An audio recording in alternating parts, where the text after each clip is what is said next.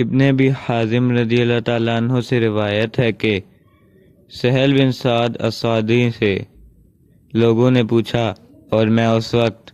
سہل کے اتنا قریب تھا کہ میرے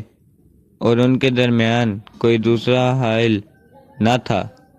کہ رسول اللہ صلی اللہ علیہ وآلہ وسلم کے احد کے زخم کا علاج کس دوا سے کیا گیا تھا۔ انہوں نے کہا کہ اس بات کا جاننے والا اب مجھ سے زیادہ کوئی نہیں رہا۔ علی رضی اللہ تعالیٰ عنہ اپنی ڈھال میں پانی لاتے اور فاطمہ رضی اللہ تعالیٰ عنہ